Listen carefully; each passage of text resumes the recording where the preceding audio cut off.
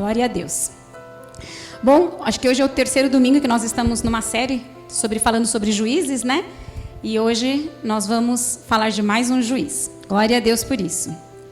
E eu queria falar de um juiz que ele,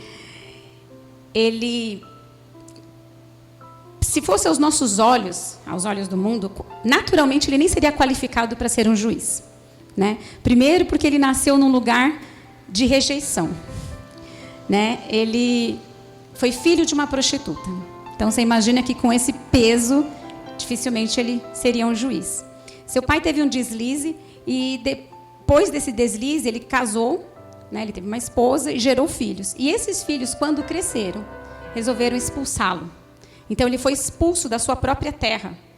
Ele foi expulso, ele teve que ir para um outro lugar. Ele foi obrigado a viver num contexto que não era dele, longe de pai, de mãe, de irmãos, com um povo que também era rejeitado. Ele até se associou a umas pessoas que viviam rejeitadas pela sociedade. Mas lá, ele desenvolveu sua habilidade de lutar, principalmente para poder se defender e defender a vila que ele estava ali. Amém? Já entenderam quem é o juiz? Não? Nós vamos falar hoje sobre Jefité. Amém? Sobre Jefité. Quando a história de Jefité basicamente é essa. Ele nasceu, ele era filho de uma prostituta, e depois, quando a esposa de seu pai, Gileade, teve filhos, os seus irmãos cresceram e colocaram ele para fora de casa. E ele foi viver com um povo que era também rejeitado. Esse poderia ser o fim da história dele, né? Eu tenho que aceitar e acabou. Mas Jefité tinha um propósito, e ele sabia que o propósito de Deus estava na vida dele. Por isso a história dele não acabou aqui. Mas eu quero ler com vocês. Vamos abrir em Juízes 11. Eu quero ler os 3 primeiros versículos primeiro. Amém? Juízes 11. Diz assim: Jefité, o Gileadita, era homem valente, porém filho de uma prostituta. O pai dele se chamava Gileade. Gileade também teve filhos de sua esposa. Esses filhos cresceram e expulsaram Jefté, dizendo: você não herdará nada na casa de nosso pai, porque é filho de outra mulher. Então Jefité fugiu da presença de seus irmãos e foi morar na terra de Tobi. Ali, alguns homens sem valor se juntaram a ele e o seguiam. Sabe,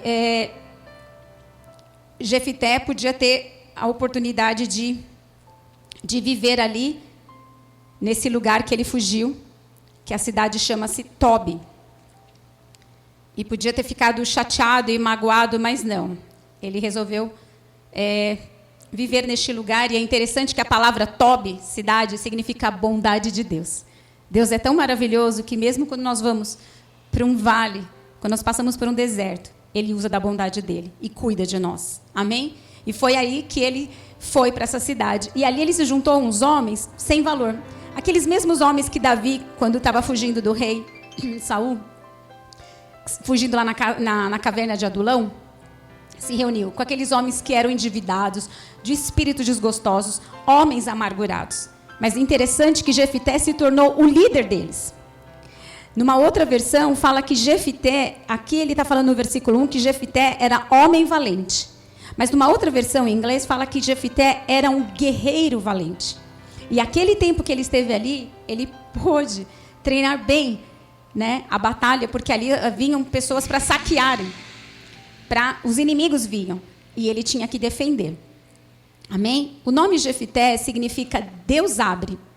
Interessante, ventre. Olha como Deus, né, faz as coisas. Deus abre uma porta, Deus abre uma oportunidade. Então, essa era a real realidade de Jefité. Mas seus irmãos, então a realidade de Jefité é que ele era homem valente, homem guerreiro, varão valoroso, numa outra versão diz, varão valoroso. Ele era um homem de Deus. Mas os seus irmãos impuseram nele uma outra identidade. A identidade de rejeição, a identidade de preconceito, de desprezo, de não ser digno de receber a herança do seu pai e de desfrutar do próprio contexto em família.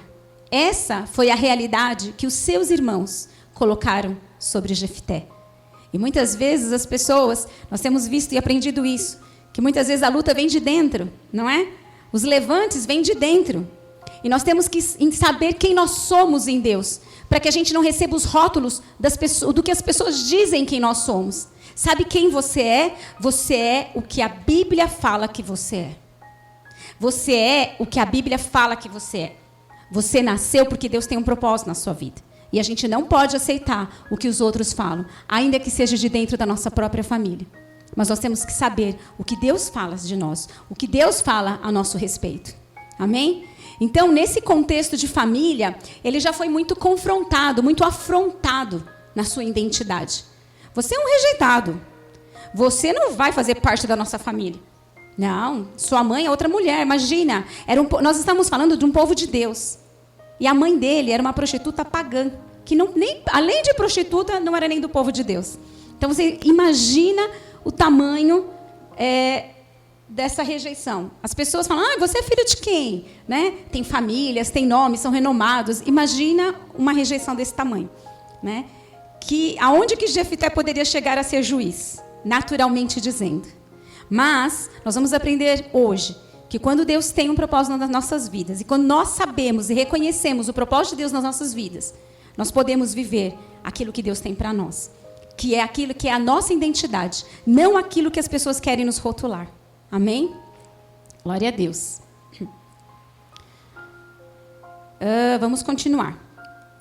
Eu creio, a Bíblia não menciona, porque ela até o versículo 3 só falou que os irmãos rejeitaram e ele foi se associar a uns homens sem valor. A Bíblia não menciona, mas eu creio que os irmãos dele, assim como no contexto de José e seus irmãos, sabia que Jefté tinha um espírito diferente. E aquilo incomodava. Então, eles pegaram, talvez, uma situação natural, né? Um contexto natural. Olha, você não é filho da nossa mãe, então você não pode continuar aqui. E expulsaram ele. Mas vocês vão ver como os irmãos deles sabiam que ele tinha um espírito diferente. Vamos continuar lendo. Versículo 4. Josué 11, 4. Passado algum tempo, os filhos de Amon entraram em guerra contra Israel. Quando os filhos de Amon atacaram os anciãos de Gileade, foram buscar... Perdão, vamos lá. Quando os filhos de Amon atacaram, os anciãos de Gileade foram buscar Jefté na terra de Tobi. Olha o que aconteceu. Estava tudo em paz, mas aí o inimigo, né, que eram os filhos de Amon, eles resolveram entrar em guerra contra Israel. E aí o que aconteceu? Quando eles começaram a atacar, os anciões de Gileade, que era a cidade onde eles moravam, foram correndo aonde? Em Tobi, na cidade da bondade de Deus. Buscar quem? Jefté. Olha isso, olha isso. Eles foram buscar Jefté e disseram, lá no versículo 6, venha ser o nosso chefe, para podermos lutar contra os filhos de Amon. Porém, Jefté disse aos anciãos de Gileade, vocês não são aqueles que me odiaram e que me expulsaram da casa de meu pai? Por que vêm a mim agora, quando estão em aperto? Os anciãos de Gileade responderam a Jefté, é por isso que agora estamos voltando a você. Venha conosco e lute contra os filhos de Amon. Seja o nosso chefe sobre todos os moradores de Gileade. Mas aqui eles estavam pedindo para que ele fosse chefe, líder na batalha. E aí Gileade falou assim, se vocês me fizerem voltar para combater com os filhos de Amon, e o Senhor, veja, ele nunca se gabou, ele poderia dizer, eu sou um forte guerreiro. Não, mas ele sempre confiou na força do Senhor. Porque ele falou, se o Senhor os entregar nas minhas mãos, eu serei o chefe de vocês. E os anciãos de Gileade responderam, o Senhor é a nossa testemunha de que faremos como você diz. Então Jefté foi com os anciãos de Gileade, e o povo pôs por cabeça e chefe sobre ele. E Jefté proferiu todas as suas palavras diante do Senhor em Mispa. Mispa era o lugar que eles faziam os pactos. Estão de acordo? Estou de acordo. Olha, eu vou ser líder nessa batalha. Mas quando acabar essa batalha, eu vou continuar sendo líder de vocês. Tudo bem? Sim, diante do Senhor, tudo bem. E aí eles proferem, fazem o pacto do acordo em Mispa. Amém? Veja que interessante. O pessoal, os filhos, os irmãos, vieram atrás de quem? De Jefté. Olha que coisa interessante. Eles vieram atrás porque eles sabiam que Jefté tinha um espírito diferente. Porque eles sabiam que Jefté era um homem valente. Eles tiveram que colocar o orgulho deles. E eles tiveram que implorar. Por quê? Porque não tinha mais ninguém. Vamos voltar lá e entender o contexto. Como que era o contexto de Juízes, né? Que o povo lá vivia. O povo em Juízes, eles ou eles não aprenderam, ou eles não viviam, não seguiam as leis de Deus. Muitos não sabiam e muitos não viviam mesmo, né? Eles viviam pecando. E eles viviam numa desordem, porque eles viviam na influência dos outros povos. Então, eles acabavam adorando os ídolos, eles deixavam de adorar a Deus, eles faziam muita coisa errada. Então, cada um fazia o que era seu. E porque o povo de Deus desobedecia, o que acontecia? O inimigo vinha e os afligia. E muitas vezes os derrotava. Então, eles ficavam numa opressão tão grande que só naquele momento eles começavam a clamar a Deus. E Deus, por misericórdia, levantava um juiz, um homem, que fosse lá, batalhasse, guerreasse, fosse o salvador, fosse o libertador deles e trouxesse um momento de paz. Então, tinha um tempo de paz. Lembra que o livro de Juízes também aponta para Cristo, né? E então, quando vivia esse momento de paz, só que quando vinha esse momento de paz, o povo começava a baixar a guarda, estava tudo bem, começava novamente aquele ciclo, né? Aquele ciclo de tá tudo bem, começaram a desobedecer a Deus, e aí vem as afrontas e aquela coisa toda. Então, foi esse momento que eles não tinham líder, não tinham ninguém para batalhar contra os amonitas. Então, eles precisavam de juiz. E eles foram até Jefté. Eles chegaram lá e falaram, tudo bem, você precisa, então está aqui. Agora, eu te convido a entender uma coisa. É uma coisa bem interessante que, nesse momento, nesse contexto familiar, quando os seus irmãos, quando os ancestros vão lá e chamam Jefté, ele podia ter um momento de vingança dele, não podia? Às vezes as pessoas são vingativas, né? Olha, você me rejeitou, você me abandonou. Agora vocês querem que eu esteja com vocês? Ah, não. Vou deixar vocês morrerem, vou deixar vocês padecerem. Não quero saber. Agora é minha vingança. Eu não vou fazer o que vocês querem. Estou magoado, estou dodói, estou ferido, né? Mas muito pelo contrário. Jefté, ele entendeu, ele viu isso como uma oportunidade para entrar no propósito que Deus tinha sobre a vida dele. Olha que coisa tremenda. Ele guardou o coração dele. E ele aproveitou essa oportunidade para aceitar. Amém?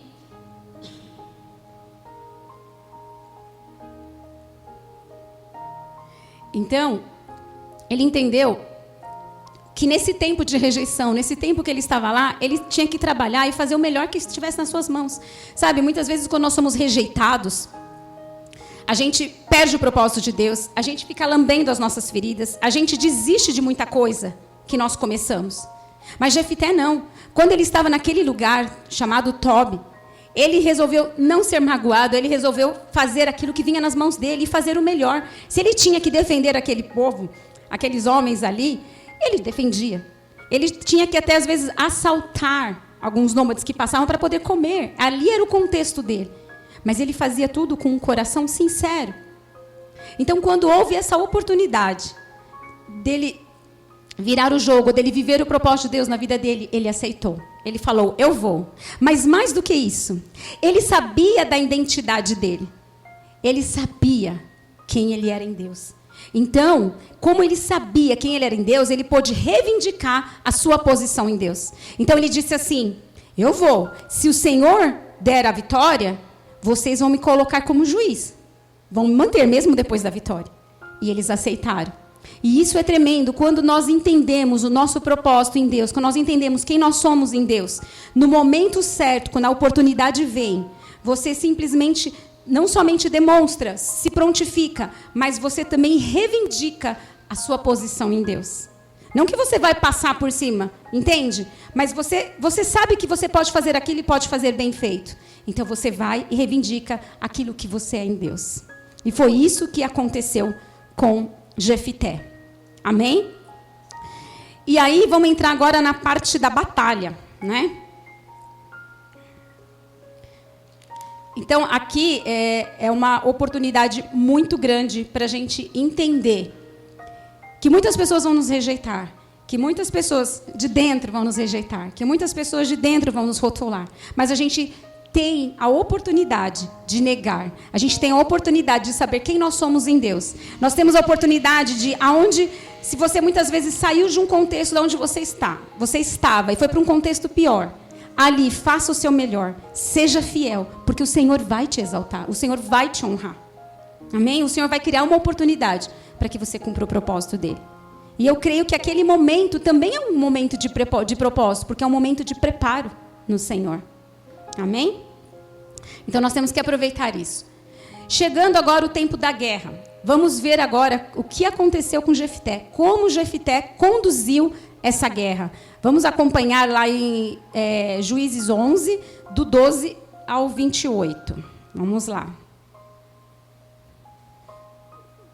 Do 12 ao 28. Vou ler rapidamente, ok? Jefité enviou mensageiros ao rei dos filhos de Amon, dizendo: o que você tem contra mim para vir e atacar a minha terra? Veja que Jefité, ele tinha uma diplomacia. Ele foi tentar primeiro a paz. Ele foi tentar primeiro a negociar. Ele não foi direto numa batalha.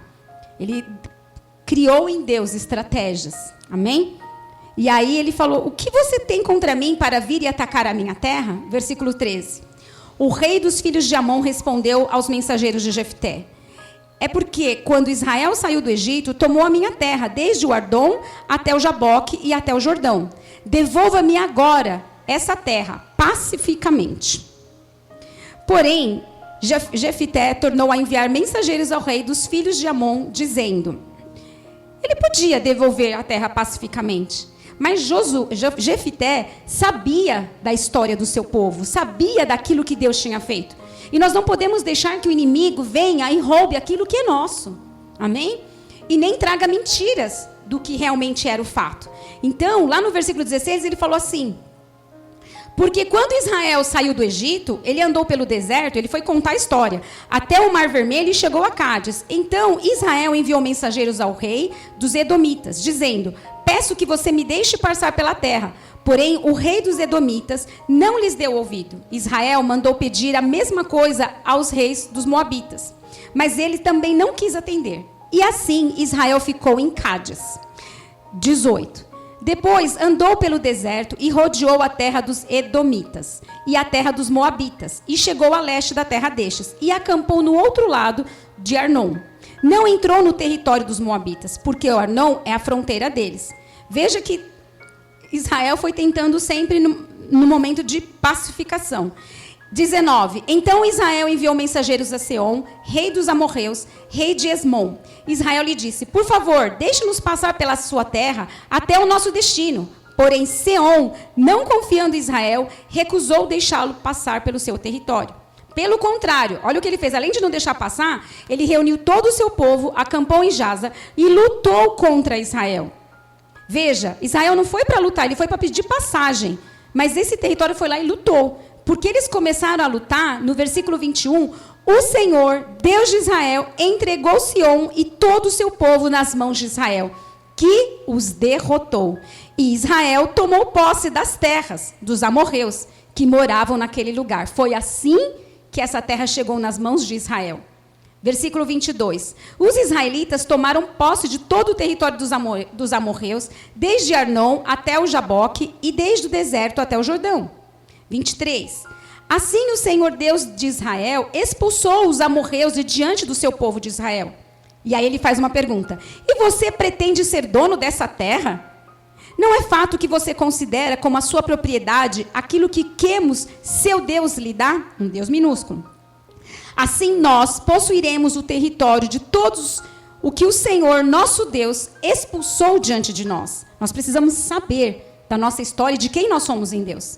Versículo 25. Você pensa que é melhor do que Balaque, filho de Zippor, rei dos Moabitas?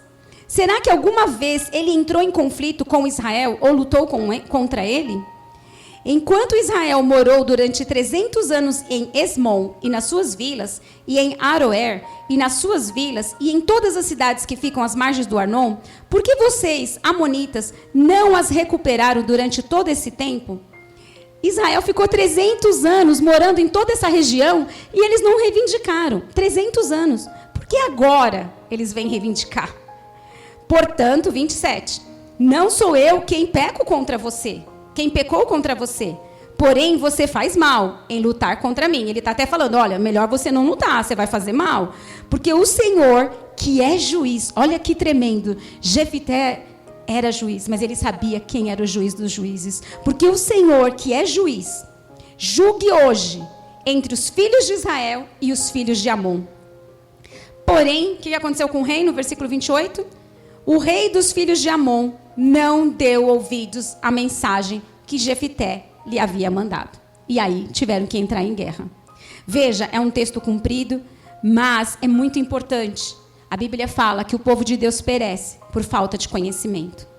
Nós precisamos ter conhecimento de quem nós somos em Deus, ter conhecimento de quem é o povo de Deus, para que o inimigo não venha nos roubar.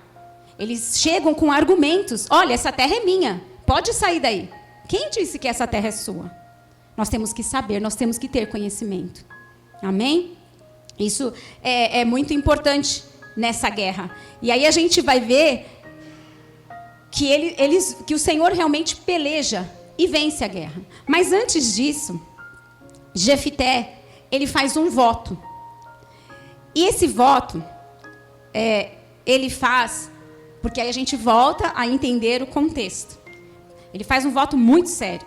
Mas ele faz esse voto porque ele estava vivendo, vejam, ele acabou crescendo e vivendo muito mais com os pagãos. Então ele faz um voto que normalmente era muito comum, tradição, mais ou menos uma tradição, quando os reis, só que era uma tradição dos pagãos, não de Deus, amém? Do povo de Deus. Quando eles estavam numa guerra, eles ofereciam, eles falavam assim, olha, se o Senhor me entregar, se o rei Amon, se o Deus Baal, se você me entregar, eu vou sacrificar o meu primogênito, ou a minha primogênita. Olha isso. E então, Jefité acaba fazendo esse voto precipitado. Vamos ler. Versículo 29.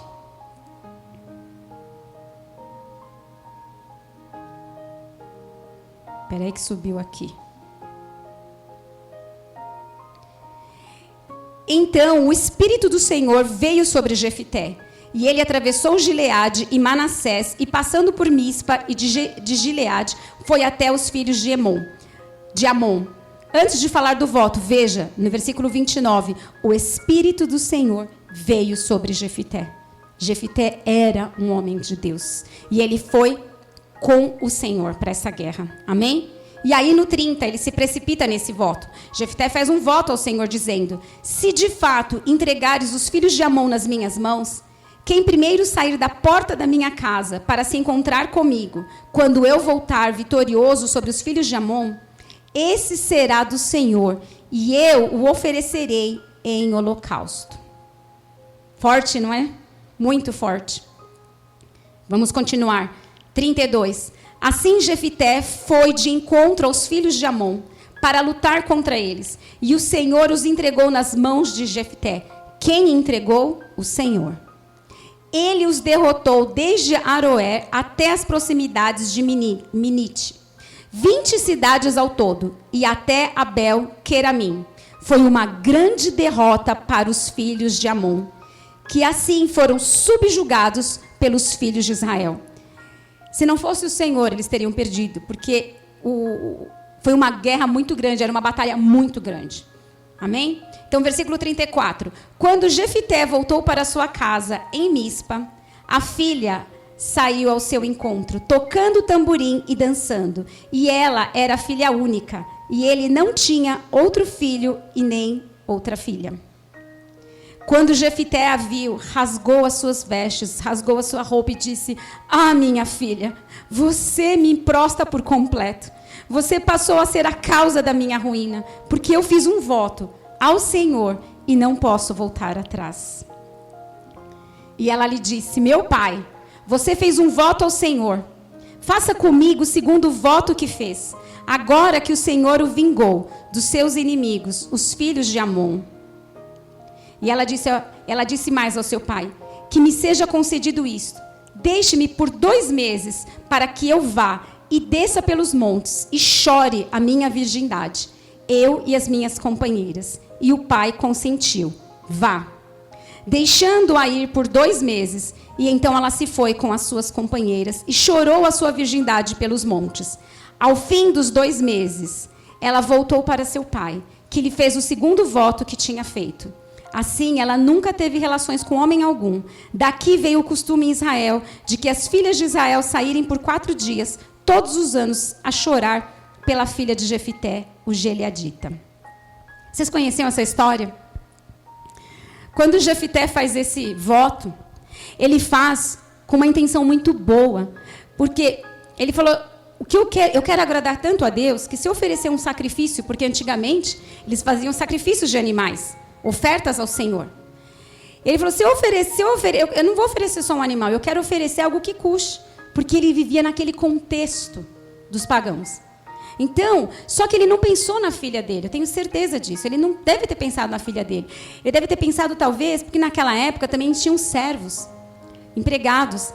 E os servos empregados da sua casa também eram tidos como filhos, como amados, gente da família. Então, ele quis fazer um sacrifício erroneamente, intencionalmente, bom, mas errôneo.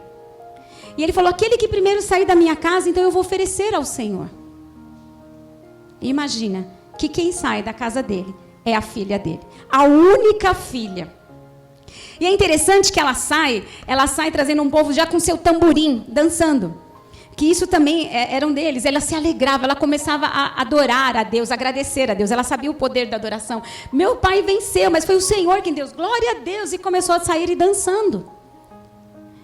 Sabe, aqui talvez daria uma outra ministração, porque essa menina tem tanta coisa para nos ensinar, que vai além do nosso entendimento, da nossa sabedoria humana. Vai além. Se vocês observarem aqui, quando a gente lê, se você quiser ler de novo, meditar depois, em nenhum momento ela se portou: ai, sabe, o que o Senhor fez? Olha o que o Senhor fez, o Senhor acabou comigo. Como que o Senhor fez isso comigo? Não, ela não questionou. Ela não questionou o pai dela. Ela simplesmente entendeu e aceitou. Gente, ela pediu 2 meses para poder chorar com as suas amigas. As suas amigas iam ter vidas normais. Suas amigas iriam casar, iriam ter filhos. Mas ela não. Ela teria que cumprir o voto do seu pai. E eu entendo que, como Deus nos permite, somos humanos. Esses 2 meses ela foi chorar. Talvez ela foi alinhar a alma com o espírito dela. Fala: Senhor, talvez ali, a Bíblia não menciona, mas ali, ela entendendo, ela era uma menina madura. Ela entendeu a importância de um voto que não podia se quebrar. Talvez ali, ela teve um momento de falar: Senhor, eu perdoo o meu pai por esse voto precipitado. Senhor, ela foi trabalhando talvez isso nela. Senhor, eu vou abrir mão de todos os meus sonhos, de tudo aquilo que eu tenho. Senhor, o Senhor deu a vitória para o meu pai, para o nosso povo. Eu não sei nesse tempo, mas quando às vezes a gente queria até falar: não, ela simplesmente fez um voto de celibato, ela ficou ali, não se casou. Mas se a gente for entender o contexto, era isso que os reis faziam. Tanto que lá em 2 Reis, abram lá para vocês verem, 2 Reis 3, no versículo 26 e 27, ele mostra esse contexto, onde o profeta Eliseu, ele estava profetizando sobre a vitória de Israel, sobre os moabitas. E quando o rei de Moabe percebeu que ele estava perdendo a batalha, o que ele fez? Vamos lá. 2 Reis 3, versículos 26 e 27. O rei Moabe, amém? Quando o rei de Moabe percebeu que estava perdendo a batalha, tomou consigo 700 homens armados com a espada para abrir caminho e chegar até o rei de Edom. Porém, não puderam. Então, pegou seu filho primogênito, que havia de reinar em seu lugar, e o ofereceu em holocausto sobre a muralha. Houve grande ira contra Israel, e por isso eles se retiraram dali e voltaram para a sua própria terra. Claro que Israel venceu, porque era o Senhor. Ninguém pode contra o Senhor. Israel venceu. Mas olha a aflição desse rei. O filho primogênito dele ia reinar depois no lugar dele. Mas era um costume. Ele viu que estava aqui. Ele foi lá e ofereceu o próprio filho em holocausto. Estão entendendo? Muitas vezes a gente tem que entender o contexto. Não criticar a ação, mas entender o contexto. Então, aquela menina, eu entendo também que Jefité, mesmo entendendo naquele contexto, eu entendo que ele tinha um bom relacionamento com Deus e com a sua filha. Porque a sua filha entendia as coisas do Senhor. A primeira pessoa que saiu da sua casa feliz, adorando a Deus. Porque quando eles pegavam os tamborins para adorar, eles adoravam o Senhor. Ela estava adorando ao Senhor. E quando ele revelou o voto que ele tinha feito, ela aceitou. Ela aceitou. Ela entendeu. Isso vai muito além da nossa compreensão. Muitas vezes, falta maturidade em nós. Somos filhos nessa geração mimimi. Ai, não está legal, não brinco mais. A gente não consegue entender a dimensão de quando o Senhor tem propósito nas nossas vidas. A maturidade dessa menina me impressionou. Me impressionou. Amém? É muito forte. É muito forte. Se a gente entende o contexto dali, é muito forte. Mas como a Bíblia mesmo diz que o Senhor era com Jefité, o Senhor também era com a filha de Jefité. E eu tenho certeza que a Bíblia não menciona, mas o quanto essa menina foi recebida de amor, de entendimento, de compreensão, de tanta coisa, que vai além da nossa compreensão humana. Amém? E mais uma coisa agora para terminar, que fala sobre Jefité. Vamos lá agora estamos indo para o fim já. Juízes 12 agora.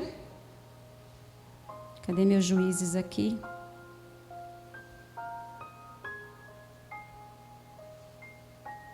Versículo 1. Então foi uma grande vitória, embora teve esse triste incidente, mas foi uma grande vitória que Deus deu para o povo de Israel. E aí, quando vem essa grande vitória, o que acontece com os irmãos, os irmãos de Efraim, os efraimitas? Olha o que eles chegam a confrontar com Jefité. Acompanhem comigo. Juízes 12, do 1 ao 7. Vamos lá.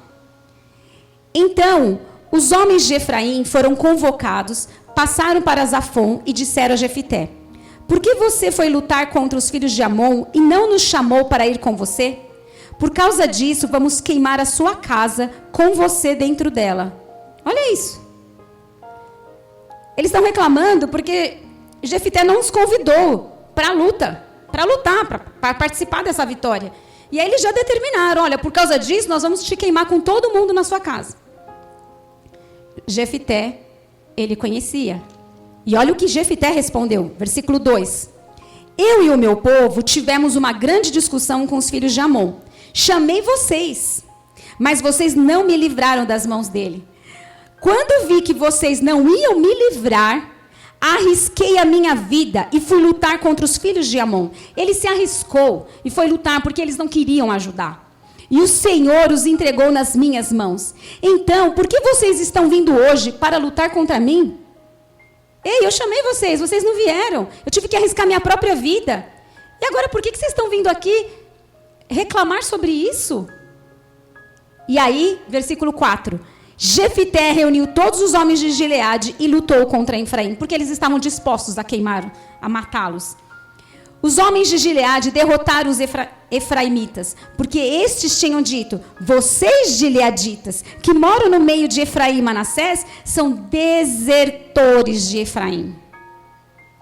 Porém, os gileaditas tomaram os vales do Jordão, que conduzem a Efraim, e quando algum fugitivo de Efraim dizia: quero passar. Os homens de Gileade lhes perguntavam: você é efraimita? Se respondessem que não, os homens de Gileade lhes diziam: então diga Shibolete. E se eles diziam Sibolete, não podendo pronunciar corretamente a palavra, eles os agarravam e matavam no Vals do Jordão. Assim, naquele tempo, foram mortos 42.000 efraimitas. Bom, uma das características de Jefté é que ele era impetuoso, intenso. Ele foi intenso no voto, quando fez o voto ao Senhor. O Senhor não pediu para ele fazer voto. Ele não precisava fazer aquele voto, mas ele foi intenso em fazê-lo. E ele também foi intenso em tentar já acabar, eliminar com os seus irmãos aqui, as tribos, né? A tribo de Efraim. Olha, eu convidei, vocês não vieram. Vocês nem me ajudaram. Eu tive que dar a minha vida, eu corri risco. E vocês não vieram. E agora? Ele foi muito intenso. E aí no final, que a última coisa que fala sobre Jefté, é que Jefté, versículo 7, o Gileadita julgou Israel durante 6 anos. Ele morreu e foi sepultado numa das cidades de Gileade. Ou seja, para quem era filho de uma prostituta que foi rejeitado, ele chegou a ser juiz por 6 anos. E ele venceu uma grande batalha.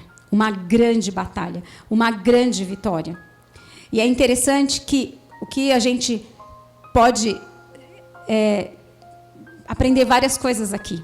Principalmente quando aquelas pessoas que não estão com você, elas não te apoiam, elas te criticam. Mas quando você vence, quando você alcança, elas vêm reivindicar também a vitória. Sabe?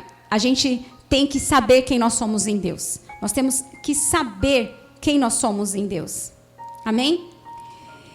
E por fim, ele é mencionado em Hebreus 11, 32. Vamos ver?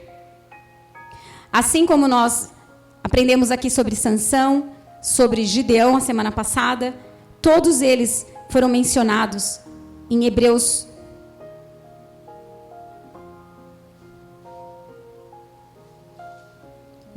11, lá no versículo 32. Aqui são como se fossem os heróis da fé.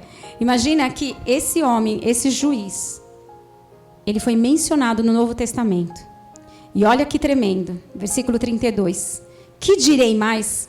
Certamente me faltará o tempo necessário para falar de Gideão, de Baraque, de Sansão, de Jefté, de Davi, de Samuel e dos profetas, os quais, por meio da fé, conquistaram reinos, praticaram a justiça, obtiveram promessas, fecharam a boca de leões, extinguiram a violência do fogo, escaparam de ser mortos à espada, da fraqueza tiraram força, fizeram-se poderosos na guerra, puseram em fuga exércitos estrangeiros. Jefté fez isso, ele participou de tudo isso. Olha que tremendo, olha que tremendo. Ele ser mencionado aqui. Ele conquistou o reino, ele praticou a justiça. Temos alguns erros? Sim, temos. Temos. Mas ele tentou acertar. E ele praticou a justiça. Ele obteve a promessa. Fechou boca de leões. Extinguiu a violência no fogo. Escaparam de serem mortos. Eu achei tremendo. Da fraqueza tiraram força. Da fraqueza tiraram força. Fizeram-se poderosos na guerra. E puseram em fuga os exércitos estrangeiros. Amém? O que nós temos que entender aqui com essa história? Porque nós sabemos que a Bíblia toda aponta para Cristo. Que Deus tem um propósito nas nossas vidas e nós precisamos saber qual é. E muitas vezes a gente acha que o fato de a gente aceitar a Jesus é o ápice, acabou. Eu sou cristão, aceitei a Jesus, aceito que Jesus é Senhor, Salvador da minha vida e amém, o céu é meu. Não. Isso é só o começo. Isso é só o começo da nossa caminhada. Isso é só o começo daquilo que Deus tem para nós. E nós precisamos entender isso. Porque muitas vezes nós estamos vivendo acomodados nessa verdade. Eu aceitei a Jesus, eu vou à igreja, eu ajudo no louvor, eu ajudo no som, eu ajudo a ministrar para as crianças, eu ajudo na assistência social, eu ajudo. E nós achamos que aquilo é suficiente. E nós não temos percebido que o inimigo tem nos roubado, falado mentiras a nosso respeito. E a gente não sabe quem nós somos em Deus, qual é a nossa realidade, naquilo que Deus nos deu. Deus nos chamou, cada um de nós, com talentos, com dons diferentes, mas nos deu, para que nós pudéssemos ser edificados como o corpo de Cristo. E nós precisamos entender isso. Amém? Quero ler com vocês Efésios 4.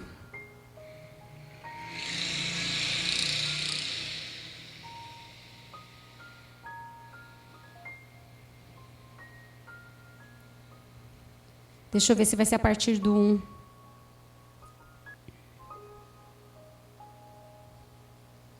A partir do 11.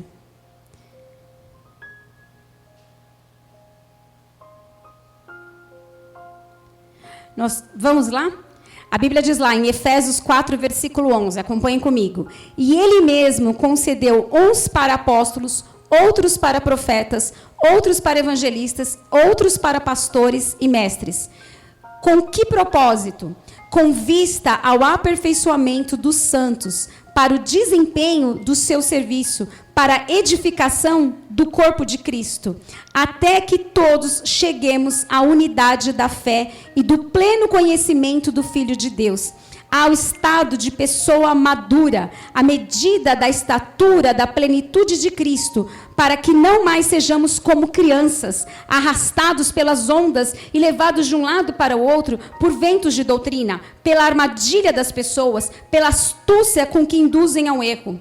Mas seguindo a verdade, em amor, cresçamos em tudo naquele que é o cabeça, Cristo, de quem todo o corpo, bem ajustado, consolidado pelo auxílio de todas as juntas, segundo a sua justa cooperação de cada parte, efetua o seu próprio crescimento para a edificação de si mesmo em amor. O que eu quero dizer? Deus nos chamou para sermos igreja. Deus derramou, sim, os 5 ministérios, pastores, mestres, profetas, evangelistas, apóstolos. Mas Deus, um pouco antes, você pode ler na sua casa, Deus também nos deu dons. Deus quer edificar a sua igreja. Nós precisamos uns dos outros. Nós precisamos continuar essa caminhada. Nós precisamos até chegar à estatura de varão perfeito. Nós precisamos chegar a uma maturidade que essa menina, filha de Jefité, chegou. Ela entendeu. Talvez ela desejasse outras coisas para a vida dela, mas ela entendeu e ela aceitou o propósito dela. Nós precisamos chegar nessa maturidade. Nós precisamos entender que receber Jesus é só o início. Nós precisamos entender que Deus nos chama para colocar paz em meio ao caos. Sabe? Aquilo que acontecia em Juízes era cíclico, porque o povo se esquecia de Deus. E aí vinham os inimigos e acabavam oprimindo. Sabe? Somos nós que temos que estar orando. Foi aquilo que foi falado aqui no início. Nós cremos que muita coisa não acontece no governo. Não acontece. Por quê? Porque tem um povo orando. Porque tem um povo clamando. Nós precisamos entender quem nós somos como igreja. Nós não temos que recuar, mas nós temos que avançar. Mas avançar de que forma? De uma forma correta. Nós temos que avançar de uma forma correta. Temos que avançar segundo a direção do Espírito Santo de Deus. E para que a gente entenda isso, nós precisamos estar num contexto de igreja. Nós precisamos estar envolvidos como o corpo de Cristo. Para que o Senhor nos direcione. E não importa aonde você esteja. Assim como o Jefité, não importa. Talvez, às vezes, parece que você está ali esquecido. Mas se no lugar que você estiver, quando você foi para um lugar que você não queria, você está num lugar que você não queria, e talvez esse lugar que você esteja, se você entender que ali Deus está te forjando, Deus está te preparando, e você está com o Senhor, a oportunidade vem. A oportunidade vem para mudar o cenário da sua vida. Só que para você entrar nessa oportunidade, você precisa estar firme com o Senhor. Você precisa estar trabalhando, você precisa saber quem você é em Deus. Qual é o propósito do Senhor? Porque quando você está lá se preparando, trabalhando, a oportunidade veio, você vai agarrar. E você vai estar preparado para essa oportunidade. Imagina se Jefité não estivesse preparado para a oportunidade dele. Imagina se Jefité estivesse lá chorando, choramingando, sendo um pedinte. Ele não estaria preparado para essas guerras. Ele não estaria preparado. Ele perderia. E quantos de nós não se perderam no meio do caminho porque se frustraram? Porque receberam inverdades de dentro, talvez de dentro da igreja, de dentro de família. Olha, eu realmente não sirvo para isso, é melhor não continuar. Olha, realmente, sabe? Não aceite aquilo que não é do seu. Não aceite. Nós precisamos ter intimidade com essa palavra. Nós precisamos realmente ter um relacionamento com o Senhor. Para a gente saber que o Senhor, Ele tem um propósito para cada um de nós. Cada um de nós. E não é só dentro da igreja, é fora da igreja. Cada um de nós, Ele nos derramou dons e talentos. E quando você está num lugar que você não gostaria de estar, mas você está ali, ao invés de reclamar, murmurar, firme, no propósito, orando, só esperando a oportunidade aparecer para que Deus mude o seu cenário. E quando essa oportunidade aparecer, você tem que saber quem você é, porque você tem que reivindicar. Porque talvez as pessoas vão querer você só por uma parte. Só por uma coisa que você me importa. Depois eu não quero, porque as pessoas são assim, não é? Eu preciso, hoje ou sempre, talvez, o mundo sempre de interesseiros. Então, eu preciso de você só para consertar tal coisa. Depois eu não preciso mais. Mas não importa. O que importa é o seu propósito. O que importa é quando a oportunidade vier, você se aposse dela. Você esteja pronto para ela. E quando você se prepara, naquele seu momento talvez de deserto, de tristeza, no momento que você deveria ficar choramingando. Não, você se fortalece, você trabalha, você realmente se prepara para essa oportunidade aparecer. Amém?